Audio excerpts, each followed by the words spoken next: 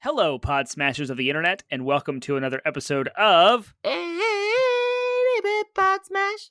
Where Gaming Goes to Grab a Beer. Ooh. We are your hosts, Penguin and Termite. I am Penguin. I am Termite, and we are a weekly video game podcast smashing together ideas that you care about with video games. That's right, and tonight we are revisiting one of our early episodes that people seem to enjoy, which is talking about personality and video games. It was like our 5th episode, I think, and we're revisiting that idea, but this time we're going to analyze a different personality schema. I don't really know how to describe it. A different theory of personality, let me put it that way. The first time we did it, we talked about we focused very heavily on the 16 personalities of the Myers-Briggs personality indicator or whatever. And tonight we're going to be doing the other kind of like popular meme internet one, the Enneagram. Don't worry for all of you non-believers out there. We will be criticizing it from a scientific approach near the end and talking about how it may or may not be a valid method of determining personality. That said, it's super popular and it's super trendy and it has some interesting things about it, right? Like it's still not complete bunk, I guess. It's not like astrology where it's just, literally the stars. I'm sorry, people. The stars have no, the star organization of what happened when you were born and cosmic radiation or whatever has literally no effect on your life and your relationships. However, Enneagram at least tries to take Glad you cleared the air on that one, because, man, I was teetering. Yeah, well, you're a Libra, so I guess that makes sense. Nope, I am a Leo. A Leo, dang it. I knew it was going to be an L1. I just, threw the first one that came to my mind. No, at least the Enneagram at least has some attempt at trying to explain human behavior based on our understanding of human psychology. Whether or not it's successful, we'll discuss. But, there's some definitely, I was reading the stuff and I was like, yeah, there's some truth here to this description of myself. And so if you find, at the end of the day with all of these, if you find them helpful, then they have some value to you, right? If they help you understand others and yourself, then they have value. Even if, psychologists would, put their nose up and be like, well, you can't, blah, blah, blah, blah. Anyways, we'll get into all of that and discuss how, mostly we're talking about how the Enneagram may be helpful in understanding what kind of video games you might like. And if you understand your type and the way it may affect your psychology, then maybe you can make better decisions about the video games you play and help you understand why others might choose to play video games that you don't like to play. So it's all about trying to reach understanding of one another.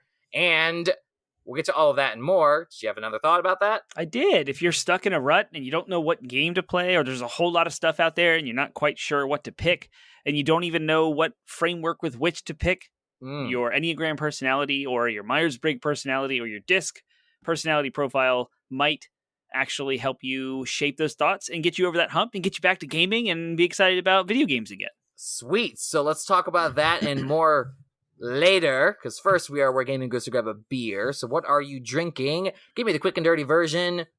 Yes, I went to Total Wine because you told me you were going and inspired me to do so. So I went and I found right off the bat, as soon as you walk in the front door, a promoted piece of beer in front of me from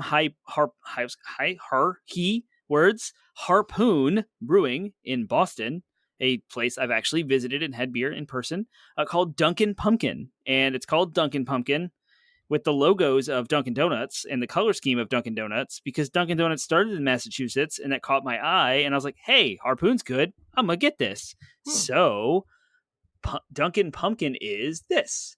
This fall treat is another tribute to all the days that Dunkin' has helped us fire up that brew kettle.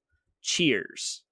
Inspired by our favorite fall latte, this ale is brewed with pumpkin, fall spices, and a splash of coffee. It is wonderful and a surprise hit. I did not expect it to be awesome. It's perfectly balanced, not too sweet. It's got pumpkin, a little hint of coffee, as the label describes, and it's just a good brown fall ale. So go get it. Dunkin Pumpkin. Dunkin Pumpkin sounds good. I am actually going very against the season right now and have managed to pick up a beer.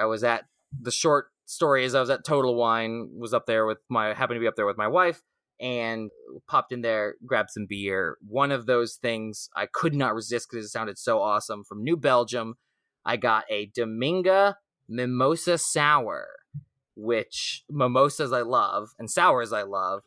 That said, it's a very summery combination, and we're well into November at this point, and so I shouldn't be anywhere near this, but I'm considering this my farewell to summer while it's still kind of warm out there, and I'm going to give it a shot. So it's it should be like a kind of orangey and soury. And I'm gonna try it right now and let you know.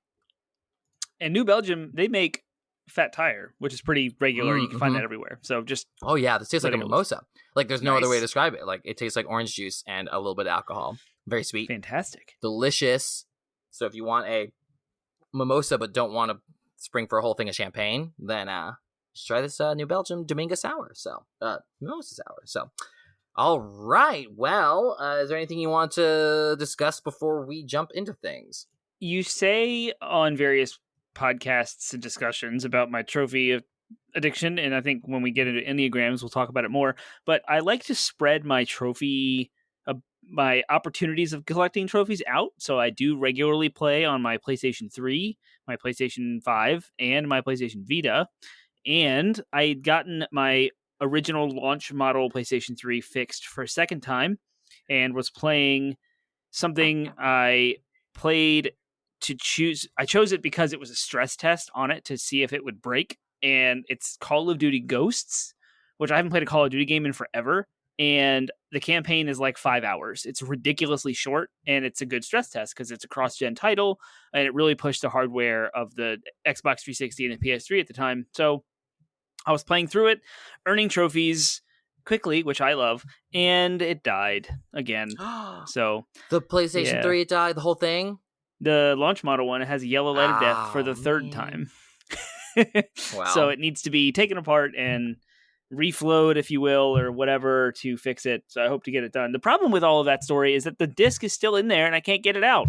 It's stuck. Oh, dicks. Yeah. It won't like eject. It's stuck. It just beeps and won't turn on. So I got to take it on back to our friends over at Fredericksburg Console Mods. This was the best. Are you going to pay for the whole thing again? I figured you were going to just... He charges like... The first time he charged more because it was the first time he tried to fix it. The second time I was like, okay, I've already done a lot of work, but I'm going to do a little more. And so he kind of just charged me for his time, which I understand. And so I will take it back to him again to see if he can at least revive it to the point where it boots for me to take my disc out. And then I will probably just like shelve it or only use it for like PlayStation 2 games occasionally and just not use it as much as I was. I was hammering it pretty hard. So I want this thing to be alive, and I just don't know if there's a way to make it alive permanently. There's one last procedure to do on it that has not been done, and that is called a reball, and that's where all of the solder that attaches the chip to the motherboard is completely removed and replaced with a lead-based solder, and it requires very specialized equipment that not a lot of people have. So it is pricey and sometimes dangerous. So that's the last thing. If I can find someone that can do it, I would do it. And then it would probably be fixed permanently. So, yeah, that's the saga of the old the CHE or CECHA01. That's the model number. Yep. Cool. Yeah. Yep. All right, word. Well, everything about that is our favorite thing, but... Doing this podcast is our favorite thing.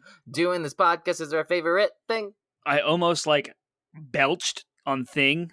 Oh, nice. And when you're singing, it's like harder to control. So yeah, I almost like thing with like a huge burp. That was funny. All right. So what's your favorite thing?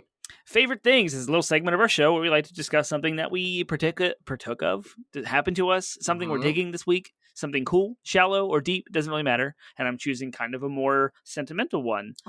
There was a friend of mine who was in my wedding. He is a friend of the show. He goes by Zack Attack online or Mr. Sprinkles. If you see him around, that's his avatar. But him and I haven't talked in a while, a hot minute. He had relocated to New York City for a while, which took him out of proximity of my life physically. And then he moved to Chicago with his partner. And I just reached out to him and was like, hey, it's been a long time since we caught up. Let's chat. And he was like, sweet, let's get on Discord one night and have we'll just catch up. And I was expecting this conversation to be like maybe an hour, just catch up, see what's going on. We talked for over 3 hours. Well, I was up way too late, and it was totally worth every bit of the tiredness the next day. It was awesome. We had a meaningful discussion all about our life, the things that we've been going through, how we survived COVID. We haven't talked since the entire pandemic. So it was pretty much like recapping how the pandemic affected our lives and our families and where we're at now and what's going on with work. And it was an absolutely incredible conversation. And we were both touched and happy. It was an amazing, sweet conversation. So Yeah, Nice. awesome. All right, everybody go That's my favorite reconnect with someone that you haven't connected with in a long time, or reconnect with someone you have connected with on a regular basis. Doesn't matter. Connections with matters. So cool. My favorite thing, kind of similar, a little slightly different though, slightly less sentimental, but still more of a kind of relational thing. In addition to trick or treating this weekend, my sisters were in town and we're watching my kids, which is always going to be a favorite thing. Goodness gracious, these days. Two of them, with one of them, it was one of those things where it's like, yeah, we can kind of deal, and I don't necessarily want to have my sisters over. But now there's two of them. I'm like, all right, fine, come whenever you want. Anytime you want to come. Freaking kids, yeah. Open invitation. That was part and parcel of it. But we were able to get out and go over to my buddy Nate's house and hang out with his girlfriend, who's now living with him. And that's kind of the favorite thing, is that my friendship with Nate, he's literally my oldest friend. I've known him since first grade. And I can count probably on one hand the amount of times I've hung out with him and a significant other. Like, usually he's kind of one of those guys, not to his fault, but he's kind of one of those guys who, like, you know, when he's in a relationship, he spends his time with them separate from his time with me. And that's okay. I know, again, some people are just a little bit more private with their relationships. So I think, again, like, I've seen maybe one or two of his, like, girlfriends over the course of, so this was, you know, his now current girlfriend. They were having a birthday party because both their birthdays are on, like, his birthday is on the 2nd, so his birthday is tomorrow, actually, from when we're recording this, and her birthday is like earlier in the month of October, so it's kind of close together. So they had kind of a joint birthday party and invited me and Macy, and so just being able to hang out with them together as a couple, and, you know, it's always fun when your friends and their significant others and your significant other click, right? And, you know, there's a good group, healthy group dynamic. I mean, we've had that with you guys since we've known you.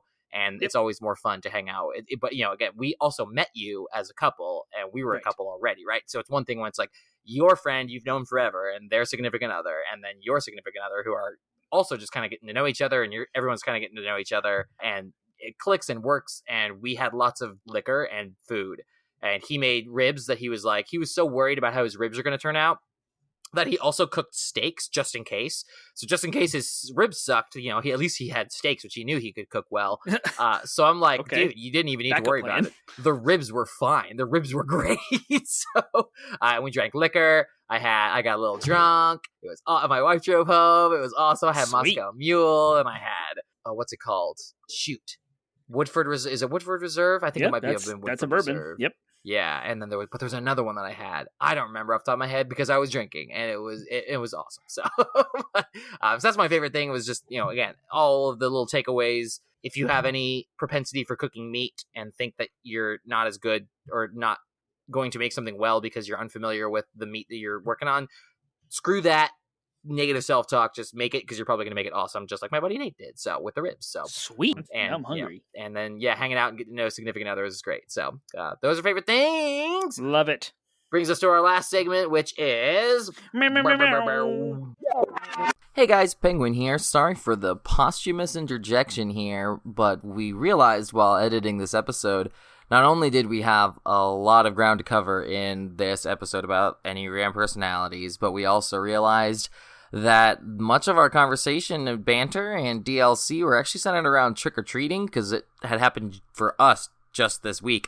But, you know, we realized that for listeners, it's mid-November, and that's because we had kind of gotten ahead in our recording schedule, and we're still not quite used to that. So instead of DLC, we had to cut it, but what we did was we really liked our conversation, and we liked the DLC so much that we ended up making a bonus episode that we aired at the beginning of November. So you can go check that out. It should be on our feed or on our YouTube page, so you really should go check out that conversation. And for all you DLC lovers out there, we're sorry that we had to let you down this week in order to get the episode down to kind of a reasonable length, but we hope you enjoy then a prolonged discussion about personality, which we were able to fit into this episode as a result of this decision. So again, we apologize if we're letting you down, but hopefully we made up for it by having an extra bonus DLC that you can go listen to right now, and we will hope you check that out soon.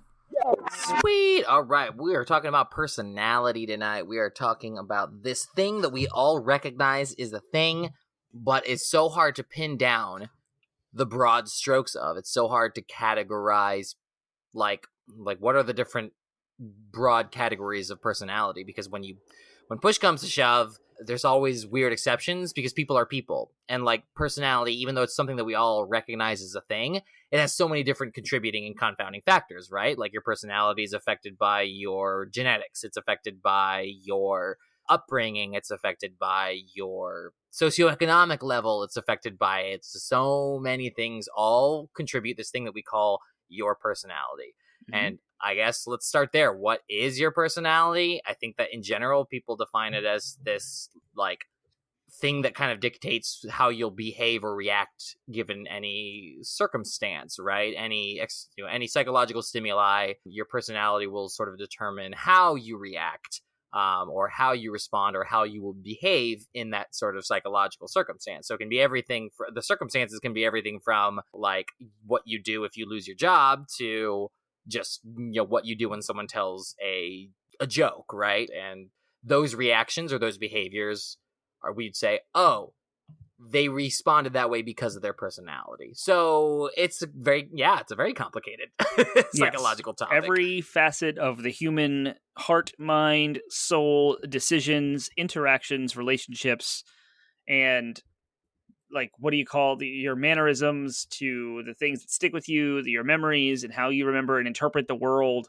all your worldview, everything stems and makes up your personality. And it's impossible to fully flesh it out, which is why we're here talking about it. Exactly. So over the years, there have been many different attempts at capturing sort of the broad strokes of personality and being able to sort of like categorize people and give you a sort of starting point to helping understand their behavior and what makes up their personality.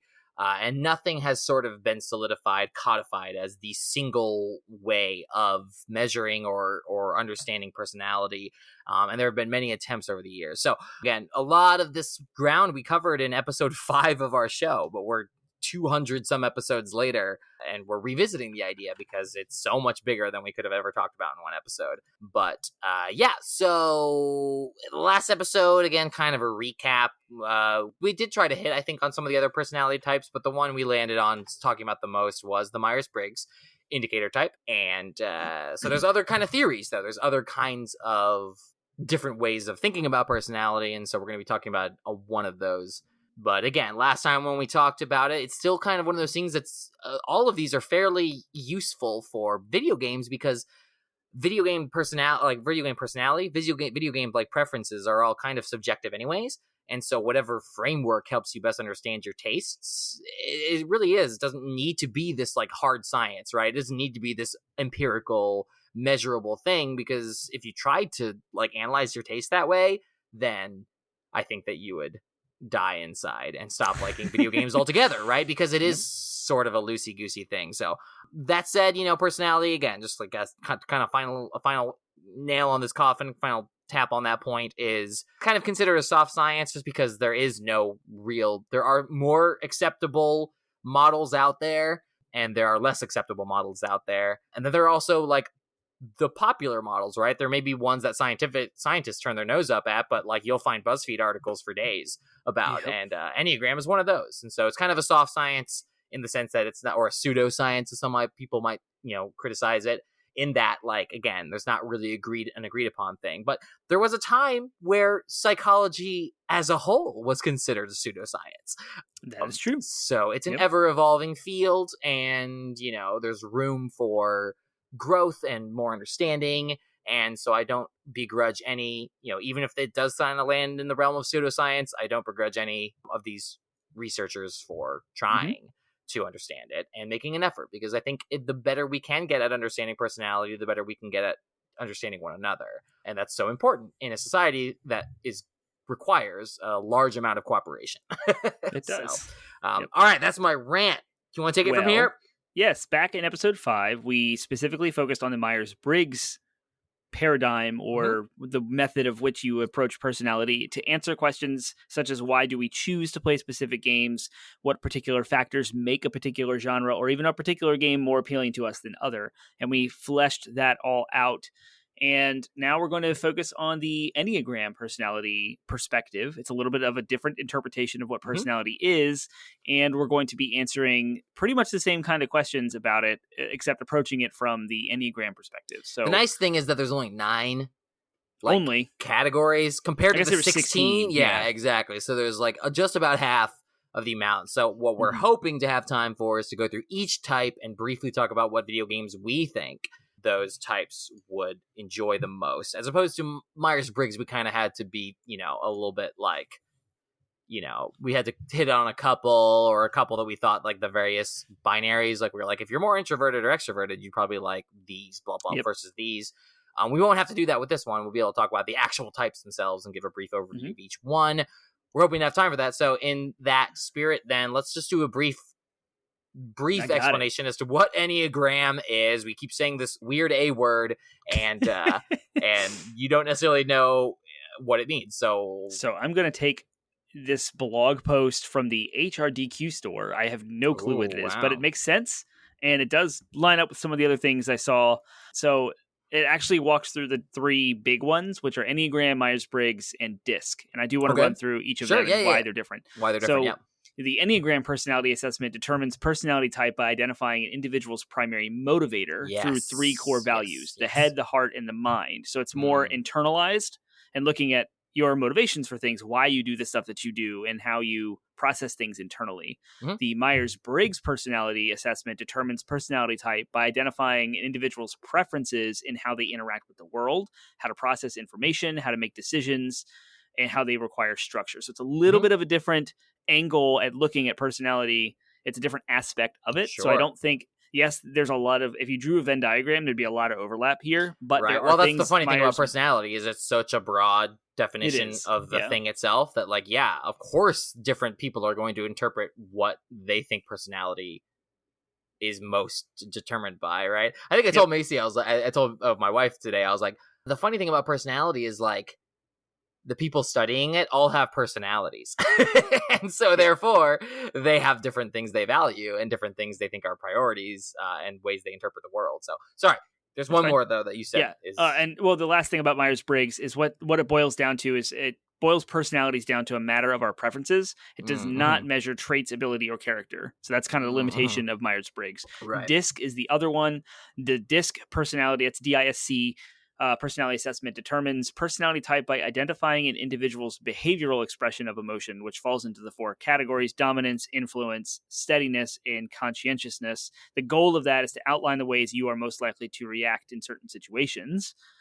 And so that's, again, a different view into what personality is. So I look at this as like three different windows that all are pointing at different aspects of an individual's personality. If you really want to understand your personality, you either study none of these things or every single one of them. You take every single personality type out there, and then when somebody asks you what's your personality, you say, here's my list, here's my printout. Yeah, and you could go through all of them. Right. And it can take a long time. And again, even the more commonly accepted ones, even the more scientifically, quote, valid ones, the big one that people talk about is literally called the Big Five.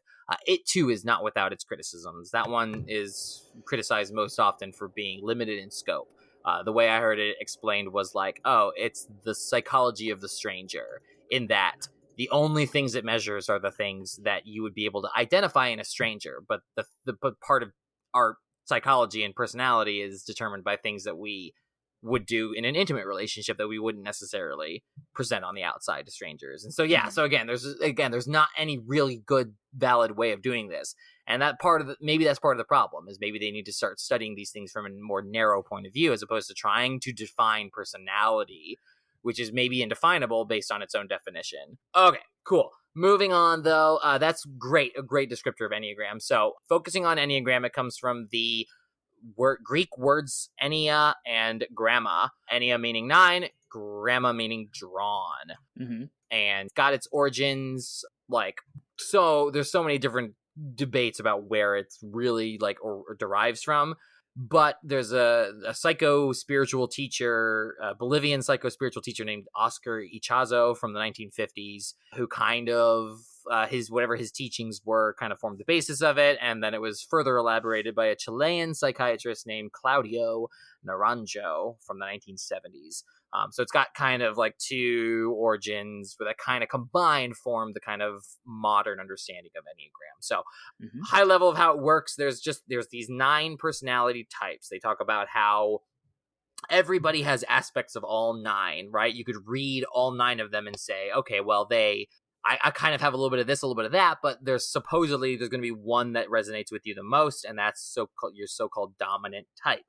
And the reason they use numbers as opposed to trying to come up with like they do have names for each one, but instead of like primarily identifying them by names, they specifically use numbers because they wanted to use something that didn't have an inherent like bias towards it, right? Like numbers are just numbers, as opposed to like if I were to say, oh wow, you're a super extroverted cool person, man, but he's like a super reclusive a-hole, like you're gonna be like, oh, those language words have certain connotations, whereas they didn't want to use, like, they wanted to use numbers as sort of a way of being like numbers don't mean anything as far as like personality goes.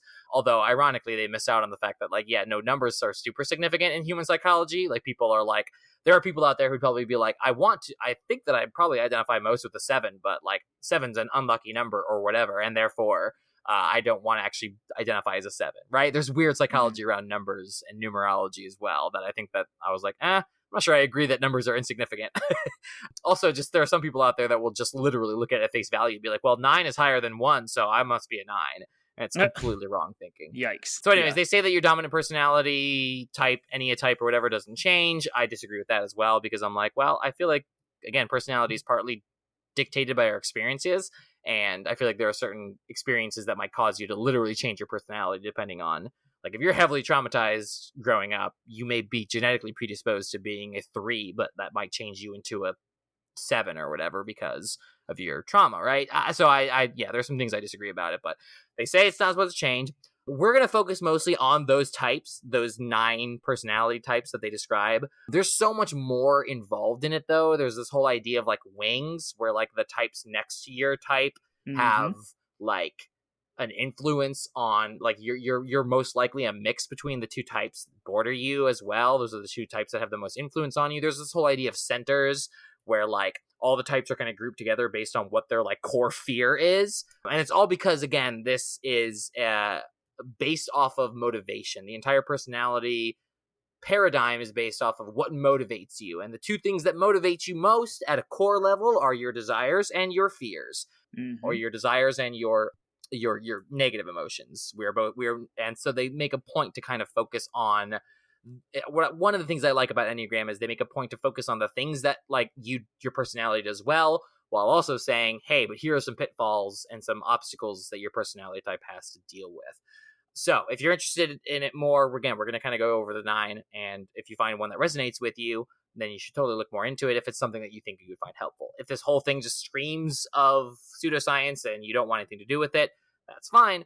Hopefully we'll still talk about some ways and paradigms with which you might understand gaming preferences as we get into it. So anything else you want to hit on with I do want to talk about one aspect of Enneagram, at least the window of what Enneagram gives you in your personality, is this is kind of the uncontrollable. You can't really read a personality that's not you and think, I'm going to be like that. Where I feel like one of the pits of Myers-Briggs, for example, is like introvert, extrovert. I can be introverted, but like act more extroverted and actually function in that, or vice versa. And allows people to be like, well, you should be this way or not. And it creates this whole like structure around expectations and things. Like I should be more sensing instead of intuitive, or I should be more intuitive. And you can kind of practice and train yourself to be a different way. And totally. You change over life, even based on life Absolutely. experiences and things that happen to you and trauma. Whereas Enneagrams will never change. It is who you are, and trauma will bring out certain characteristics that the Enneagrams kind of highlight and lay out for you in a helpful and meaningful way, so that you know how to help yourself and or others through difficult situations, or how to connect with others and how to relate to and communicate better. So I think that's one aspect of the Enneagram to me that's fascinating. It's like, this is who you are. This is like looking at your genes. You can't change that.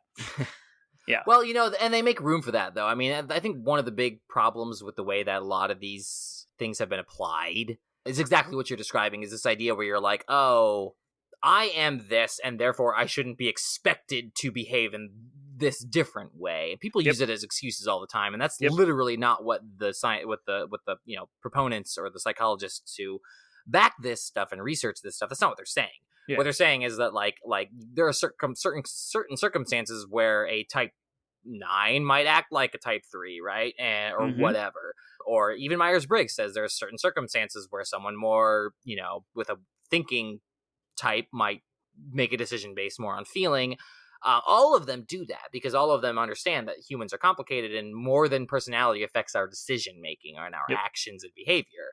Sometimes literally your personality may buck up against it, but like your boss tells you need to do something, so you're going to do it. Your personality is not going to override your like self-preservation instinct, right? So so it's I do feel like the scientists who actually do these things make room for the fact that humans are more complicated than and human lives are more complicated than just personality, but they're frameworks, right? They're meant to be frameworks. So cool. Awesome. Let's jump in. Well, so let's talk then high level. How do you think then that, so understanding that Enneagram is based off of motivations primarily, how might that understanding help us understand our video game preferences better? You have to kind of look up what your basic fears, desires, temptations. Sure. It's very difficult to translate that to a gaming preference. Well, you see, I think it's funny that you're saying that's difficult, because to me the connection is literally immediate, right? Like video gaming as a willful, like as a optional, right, behavior in the first place is literally like people aren't going to play games they aren't motivated to play, right? That's true. And so there's all kinds of both positive and negative motivators that would drive someone to play a game. Maybe so on the positive end, it's like, if you're motivated positively by stimulation, novelty, excitement, then there's plenty about video games that will motivate you to want to explore them. But then on the other end of the spectrum, if you're motivated, for example, by the fear of missing out, then there are games that you're not going to want to miss out on because you'll be left out of the conversations, right? So that's true. So to me, I'm like, it's such an obvious connection. The better you understand what drives you, the better you're going to understand your own preferences and help. Honestly, it'll probably even help you defend your preferences. Not necessarily that you have to, because you should never have to defend your preference. But social relationships are more complicated. So if you ever find circumstance where you're like, well, this is not what drives me, right? You keep talking about that game, but that's just not what drives me, right? That's not what motivates me. I feel like that is more understandable than just saying it's not my thing. Looking at this Wikipedia page for Enneagram of personality, you can look at basic fears and basic desires, and you can actually just those two columns for all 9 personality types. You can really flesh out a profile. And I'm going to start with my own really quickly. I know it's easy for us to talk about ourselves. Do we have a question about for our individual? No, you don't have a question that's like, well, what is ours? So I'm not going to go super into the explanation of everything, but I am a 3, which is an achiever and a performer. If you look at definitely trophies. So if you look at my basic fear, worthlessness. So that's perfect, because I have, as an achiever and a performer, I have to perform and achieve in every aspect of my life, as far as like being a good husband, being a good dad, being a good worker. So where video games fall into my life as how much time I can devote to them is indicative of that right now. Yep. Like a worthless individual is someone who devotes their entire time to video games and lets every responsibility in their life fall to the floor. And then they're like a vagabond, or, just like a nomad, or they're living and mooching off of other people. And like, they're just doing nothing but consuming media. I mean, that's kind of like objectively a leech, right? Like that's not good. We should be people that contribute to society and like able to take care of ourselves and such. So worthlessness already, just that fear will give someone insight into, well, how much does Termite favor the time that he plays video games? Well, then you look at the time better not be worthless. The time better be valuable. So there it is. Bingo. Yep. Like now I have to make the most of that time. So I can't waste that video game time that's already on the bottom of the priority list when I'm in that spectrum. So then it comes down to like, well, what's worthwhile? So my desire is to feel valuable. Well, then I'm going to... Let's be clear here, because this is a very important distinction, because there's internal value. There's sort of this internal sort of self-respect that one has that is entirely subjective. And though that is at play, there's another component that you haven't really hit on.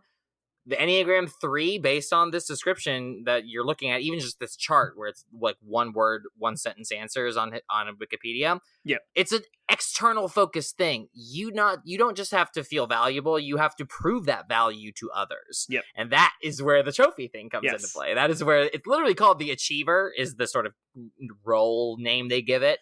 Mm-hmm. Again, and so achievements obviously is the direct parallel there. Is like you want to have something to show for it. Yes. Not just you don't want just like value as this sort of esoteric thing, like, oh wow, that was a valuable use of my time. You want objective proof that it was valuable. Yep. You want a receipt for the value you got. Yes, exactly. And prior to being like married full-time, like when I was a kid and had more time, my value came from beating others, competitiveness. Yeah, And so like I had this drive to like, I have to be the best golden. No one player. ever was. I had to be the Smash player. Like, so when I was around, I would feel worthless if I got beat. I'm a gamer. I play video games a lot. I love them. I should be good. That should reflect. And so I would find myself, and that's why I like Enneagrams, because it's the exact same paradigm applied in two different facets of my life with two different entire contexts. One being a child whose needs are all met by family, and one being a responsible adult who needs to meet the needs of a family. And like both things have completely shifted. So it's kind of shifted in the middle, the types of games you play, but the instinct to want to prove yourself is still there, and therefore Now you have trophies. You've chosen trophies to do it. Yeah, exactly. I wrote a program in college as a software engineer to determine what kill-death ratio I needed on a per-match basis to bring my average up in Call of Duty. Yes, I did that because the kill-death ratio was what made me feel valuable. And so that's Enneagram 3 tendencies. So that's how that's my interpretation of that's just one of the 9 personality types and how I approach gaming in general. So we'll get into more specifics about like other personality types. Mine is, you are I'm a 7, which no one will find surprising, I think, who has listened to our podcast or knows me well enough, which is all about novelty and finding new experiences. And it's definitely true for you. Oh, totally. And like, granted, I've sort of become a bit more of a trophy hunter, but I never necessarily put trophies over fun. Right. I never put trophies over experiences that I want to have. Mm-hmm. And the trophy, literally, that's what I view it as, is the trophy is just an experience. It's like, I want to experience all the game has to offer. But if anything comes in the way of experiencing other things, then I get bored of it fast and move on, right? So, totally. It's totally, again. So the trophy list for you is kind of like a journal or a diary. Yeah, that's exactly what it is, to re-experience, to go through it and be like, yes, I did have that complete I remember experience. that. Yeah, exactly. For better or for worse in some cases. And the trophies that I get frustrated with are the ones that get boring, the ones that have grindy stuff, the ones that are like, oh my gosh, like this is super repetitive, because that's not what my Enneagram wants. Does not want repetitive, boring, unengaging, unexciting. Literally, it's all about novelty, and when something stops feeling new, it's suddenly worthless. So it's kind of funny, is like yours is going after the like, I need this to be worthwhile. Whereas mine is like, if I don't judge something as worthwhile, and then I won't go after it. I really, really wish we had time to go into the relationship that our two, it's great. Like the, because we're not obviously in a romantic relationship, but as co-hosts in a podcast, we have a relationship. And the description of like the ways that 3s and 7s relate to one another, I was like, oh my gosh, this is so perfect. This perfectly describes our relationship as friends and co-hosts. Yep. But anyways, we unfortunately don't have time for that. Some of the sites that we're pulling from, by the way, that we'll link off to are obviously the Enneagram Wikipedia has got some nice basic information. But there's also this great site called the Enneagram Institute that goes into nice detail about what the whole thing is and each type. So really helpful for those who want to learn more, who are intrigued by this. But I do want to spend some time. Let's go through the types and then briefly talk about what games we think they would like based on just the descriptions. Awesome. So we're going to hit it up. So Here we go. Yeah, the first. Are you citing a website? Yes. So I am using the Enneagram Institute's versions of these things. Then again, we also have the Wikipedia, which lines up pretty well with what the... I found a blog called a geeksgirlsguide.com from 2020. Oh, okay. No, I was just going with the basic descriptions, not how they apply to video games. Oh, yes. But I think what I have will be perfect. So it goes through all 9, the name of the type of personality, and then the games that they like with some examples. And it's succinct and it's great. See, I made my own list, so... Oh, perfect. All right, awesome. Cool. Well, we'll go through that together. Exactly. Cool. So, and we have to kind of blast through it because we are running short. Mm-hmm. So cool. Awesome. So the first type is called the Reform. They call it they've named it the Reformer. and its whole thing is about like principles, self-control, perfectionism. Their fear is about like being corrupted, and their desire is to be good, have integrity, and like contribute to the greater morality of the world. So it's all very rooted in morality and sort of a moral understanding and way of like being motivated by sort of an inherent morality, I guess. And having that morality corrupted is what like they're afraid of. So some of their key motivations: they want to be right, they want to strive they want to strive to higher things and improve everything, be consistent with their ideals, justify themselves when they're criticized, and not be condemned by anyone. Are kind of their motivations. So my thought was they definitely don't want to mess with multiplayer games in general, because multiplayer games, they may be exposed to the moralities of others and therefore inherently judgmental towards, but also they don't want to be corrupted or influenced by those moralities. So I think they'd probably like single player games, and this one's fairly obvious to me, games with morality systems. So things like Fable, KOTOR, Infamous, things that give you rewards for making the quote good, moral, right choice, whatever that morality may be. So maybe your again, it's all about internal code, right? So like maybe someone's morality is like getting the job done no matter the cost, right? And so therefore they still might make quote what others might consider bad or evil decisions, but the fact that they get rewarded for their decisions, I think, is the thing that is most important to an Enneagram 1. Thoughts? Yes. Another aspect of the perfectionist idea for the Enneagram 1. They're responsible and serious-minded pragmatists. So resource management games are great for the perfectionists because their desire to improve the welfare of people and their pragmatic nature. Examples of great resource management games are Dead in Vinland and Frostpunk, 2 games I've never heard of.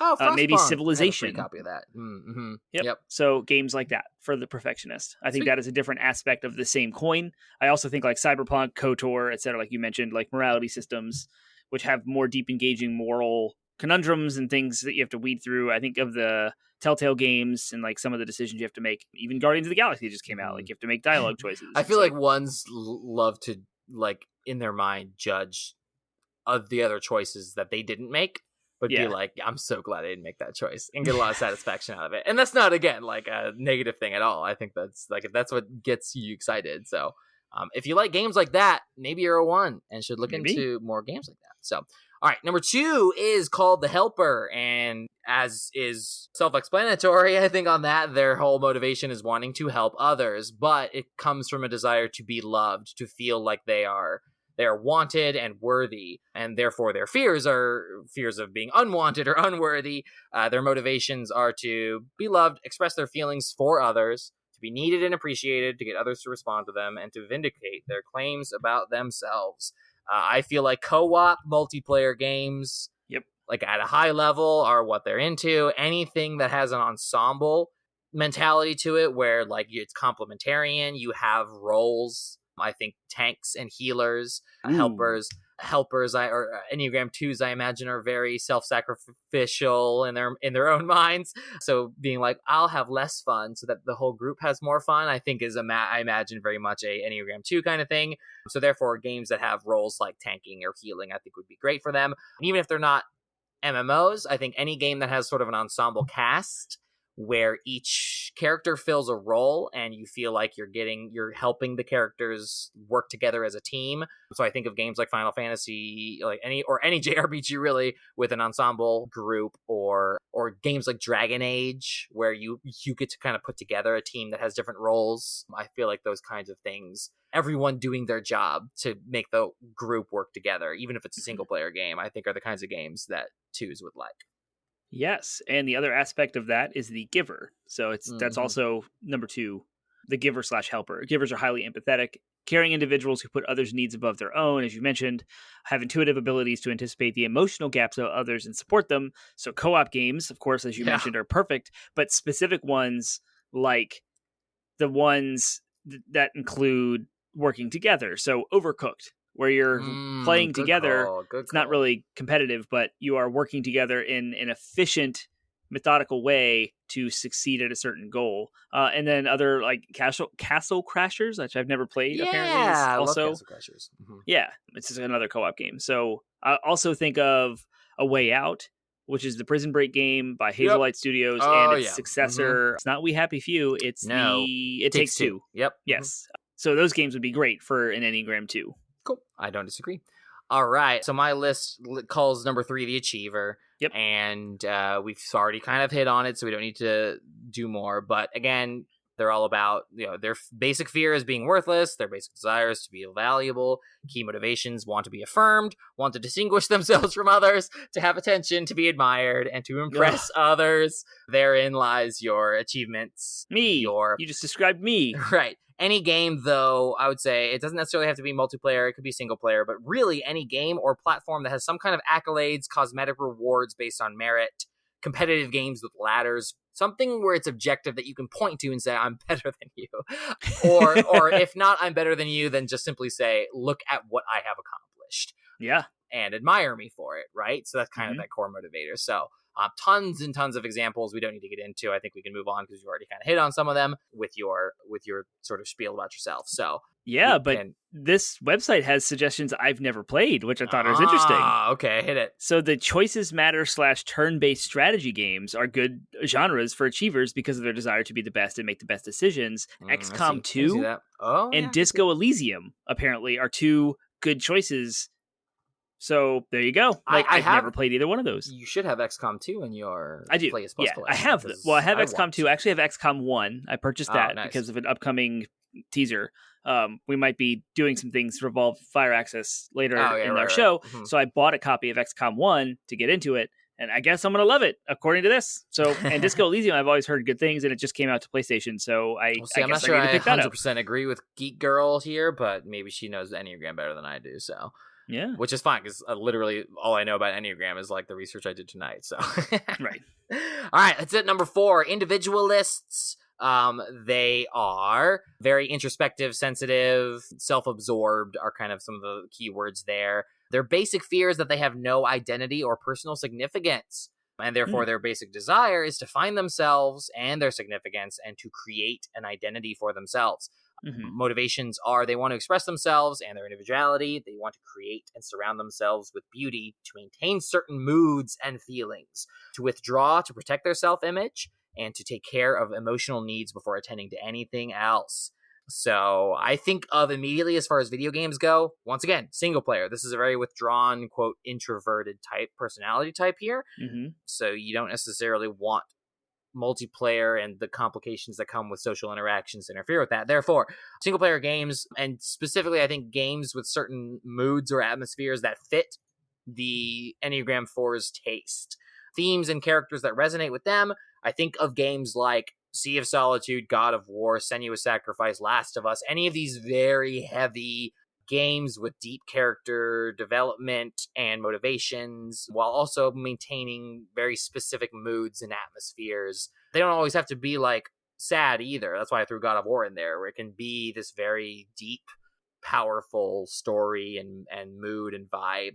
But I feel like Enneagram 4s aren't going to like shallow games. They want depth and meaning in their games to help them form their identity. So that's why I kind of chose some of the games I did. And this website continues to pull that thread about self-expressionism and talks about like sim and tycoon games. Stuff like Planet Coaster, Mega Aquarium, which I'd never heard of, Mega Aquarium, but maybe Stardew Valley, and Animal Crossing, where you can like completely just show off your personality and be an individual. Everyone's got a unique take. They can do what they need to. The Sims itself, like your neighbors, your people, your house, everything you do in that game is all about customization. And there's probably aspects of other games involving customization that may or may not appeal to the individualist. And I think what you were talking about with that gambit of games you listed were like God of War, Senua's Sacrifice, etc.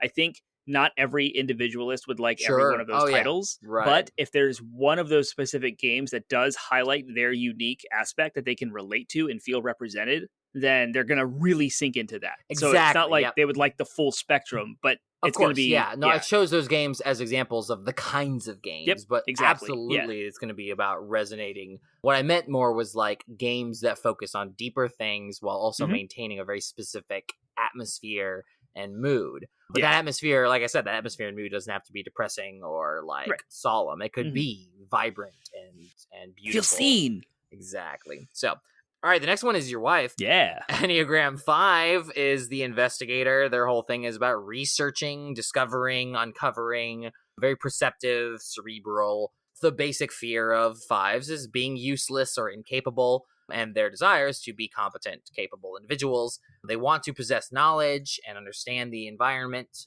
to have everything figured out as a way of defending the self from threats of the environment. That part I want to highlight to make a argument that survival games are the investigator's bread and butter in my mind. I would even argue Souls-likes, but any game that has deep systems that require the player to figure them out, and that the success of the game comes from figuring it out. I don't think the investigator is shy of a challenge, but as long as that challenge can be solved by knowledge and improvement is kind of where I think the investigator. So it could be single player, multiplayer, but I make the argument that Souls-likes and survival games are kind of where Enneagram 5s want to be. The rest of, you covered some of it. The rest of the other side of that is puzzle games or strong strategy based games. Yep. And so puzzle games with an action twist. RTS games too. Yeah, RTS games, exactly. So strong strategy, strong puzzle. I think survival games is the perfect mix between action and puzzle and strategy. It's like that Venn diagram. All three of those come together to survival games. I think those are very appealing. But you're right. It's the independent, critical thinking, inquisitive, curious connections between underlying themes, all of those things in trying to master the system and figure it out, being in your head while you're not playing even, and then approaching the game again to do better. Yep. All right, number 6 is my wife. Your wife. Loyalist. Yep. They're all about security, surprisingly. Being responsible and committed is kind of the 6. Their whole fear is being without support or guidance, and their desire is to have security and support. Key motivators are to feel supported by others, have a certitude and reassurance, to test the attitudes of others towards them, and to fight against anxiety and insecurity. So it's very much a, using relationships and community as a way of kind of giving them assurance in themselves. It's an interesting kind of both outward and inward facing type of personality. And was so hard for me to figure out exactly, number 1, how to differentiate it from number 2 and number 9. They're all 2 9s and 6s are very similar in my mind. Maybe it's because I'm so different from myself, but it was even harder for me to figure out what kind of games. So I landed on multiplayer games, again, co-op games, experiences over competitive ones. Having players literally compete against you is the opposite of security and safety. Yep. So therefore, I think co-op experiences are the primary things they're looking for.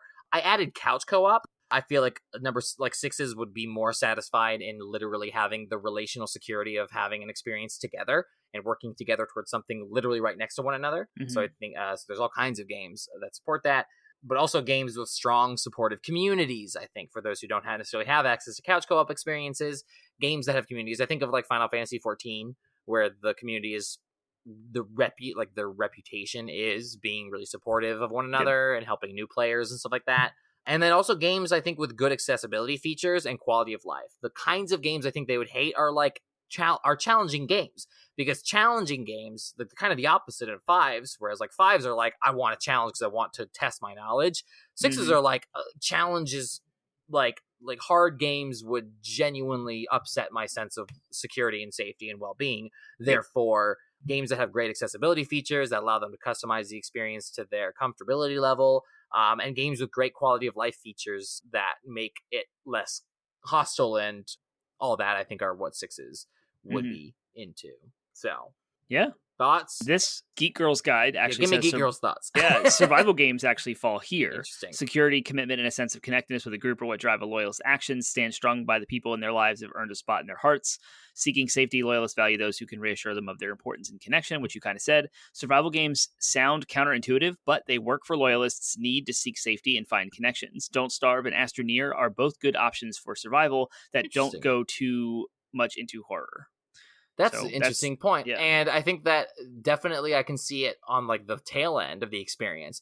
I just think of my wife, right? And what my wife would what kind of her experience would be. And if I dropped her in a game like Valheim or The Forest, she would have a panic attack, right? Because it's exactly what you're describing here is there's no security at the beginning of a survival game. Yeah. But you build towards that. And then once Right. you kind of like have that sort of, stronghold, so to speak, then I Yep. can imagine it being a very satisfying experience. But I can't think of how you get a 6 past the first hour of a survival game. Yeah, me neither. So cool.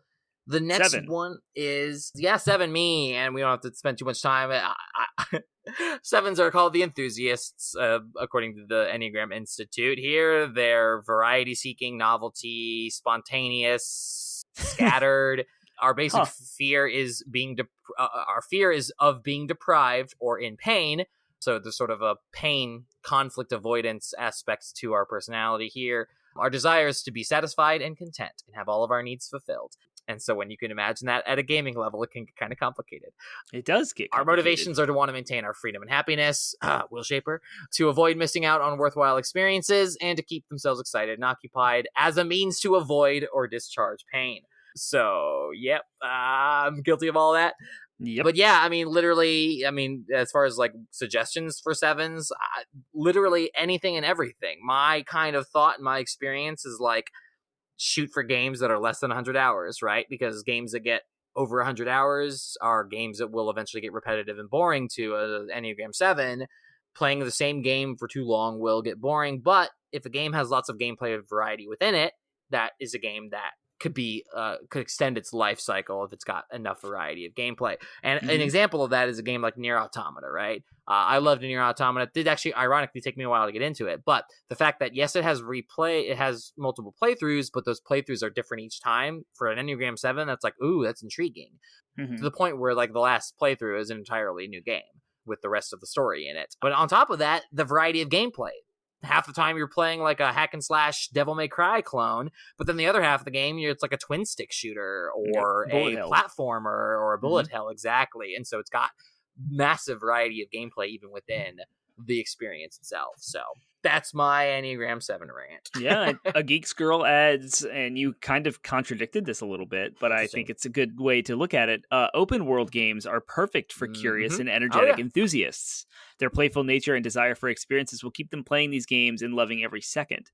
So open world games, as you like Assassin's Creed Odyssey, Skyrim, the Fallout games, some of which you hate and don't and do like, Witcher 3, for example, because they're open. You can explore new facets of the game, new assets in it, and like different quests, and there's different everyone experiences it differently, like Breath of the Wild.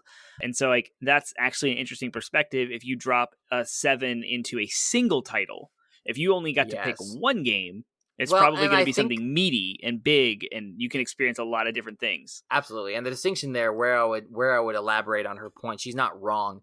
The distinction is like the open world game has to have ways of motivating the 7 and exciting the 7's imagination, because otherwise if it gets too repetitive, and that's where the downfall of games like The Witcher 3 and Fallout and Assassin's Creed and Phoenix Rising were for me, is they felt like checklists eventually. As wonderful, exactly, as wonderful design, as wonderful level design as the open worlds themselves are, if I look at the map and all it looks like is a bunch of question marks that I have to go through and check off my list, I'm not excited. But Breath of the Wild excited my imagination just sheerly by the virtue of the fact that it was lacking all those things. It was just a world for me to go crack open, and that I think for a 7 is like the best.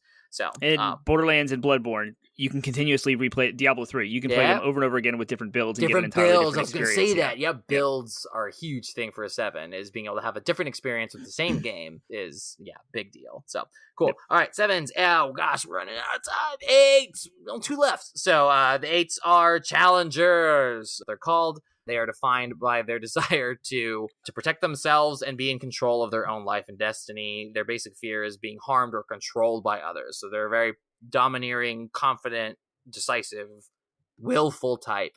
Their motivations are to be self-reliant, improve their strength, and resist weakness, to be the most important in their world, and to dominate their environment. Not necessarily dominate people, but to dominate their environment and stay in control of their situation. Again, sounds kind of intimidating and scary to a lot of other personality types, I imagine, but this can be a good thing, right? They can be very, at their best, they're like I'm going to take charge of a scary situation and be the person that is needed to get people through something that could be really challenging.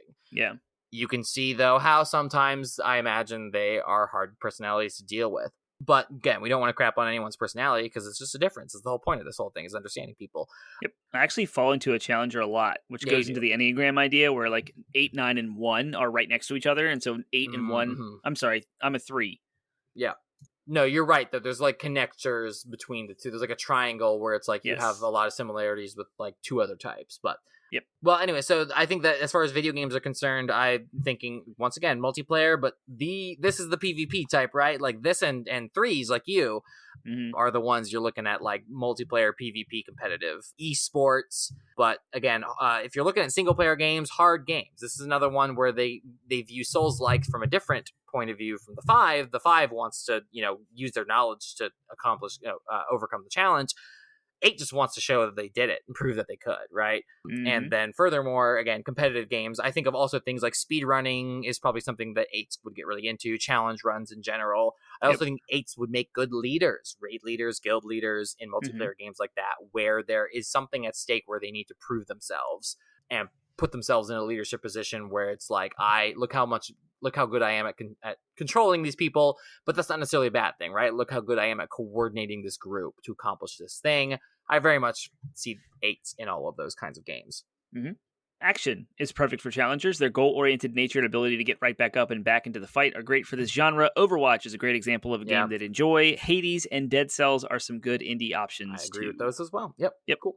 All right, the last one, number 9s, are Peacemakers. They're kind of the opposite of 8s in many ways.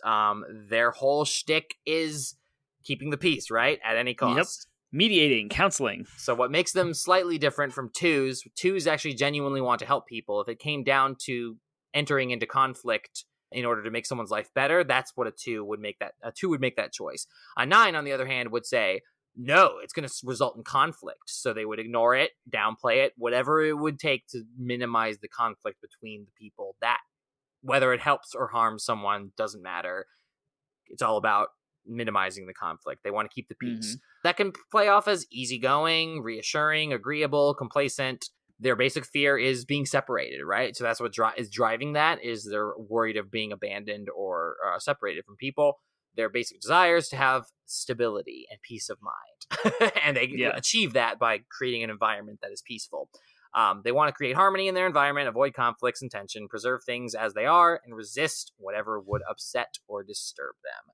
So again, this is one that I had a hard time differentiating from 6s and 2s, but also I feel like they would have a good time with multiplayer co-op games, not so much competitive. I also think single player games. So this is the personality that I actually slotted Animal Crossing in, right? Because I imagine chill games that allow them to kind of create a peaceful world with minimal conflict.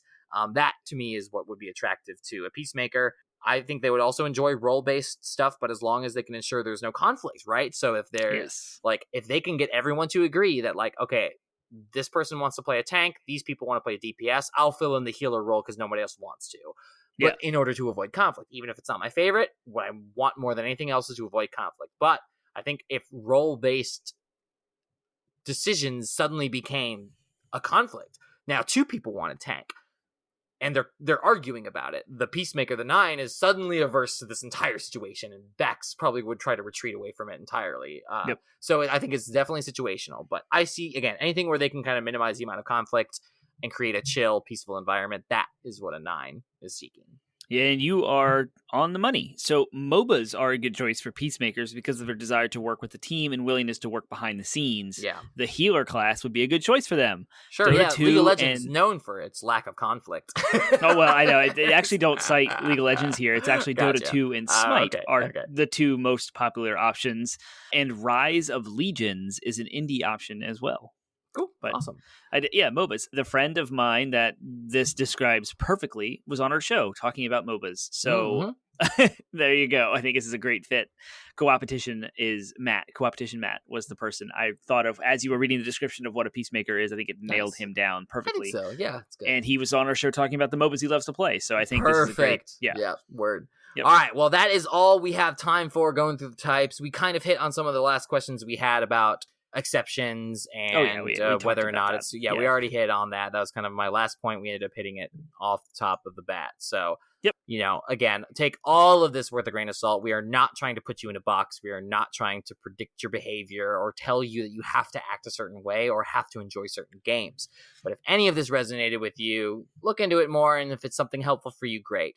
If not, then ignore it, right? Because like you said, there's a lot of different windows upon which to view your personality and your preferences, and not everybody acts the same way or likes the same things.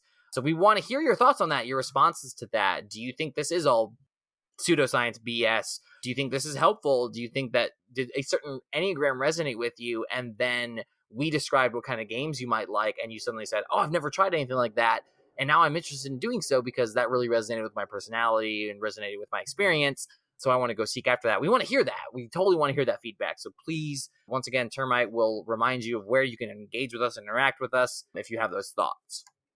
Just like I was exposed to the idea that I would love XCOM, I'm going to go do that because of this show. You can find that feedback. You can do that. You can tell me what you are inspired to play because of this show at 80bitpodsmash.com. That is our landing website, once again, with links to all of our social media profiles, Facebook, Instagram, Twitter, and you can even create a subreddit. Or we have a subreddit. You can create a thread in our subreddit for that. You can also find our Discord server in the show notes. There's a link there for you to jump in and have a discussion about this. So please go do that. You can find ourselves at twitch.tv/80bitpodsmash, where we will be getting back into live streaming in about a month from the time that you hear this. And you can find links to all of our other podcast platforms. If you are hearing this somewhere else and you want your own specific flavor of our podcast, we are on Spotify, iHeartRadio, Google Play, Apple Podcasts. The RSS feed's there for any app you would like.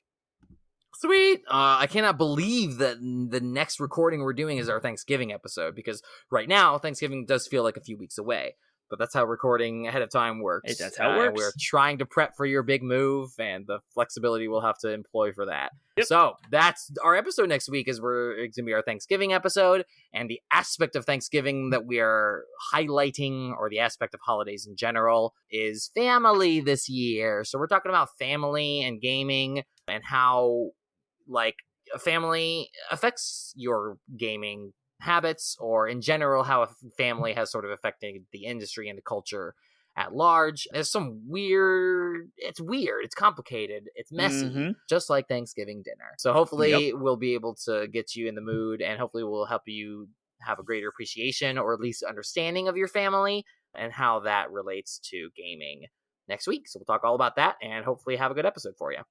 Sounds like a plan. We will see you next week.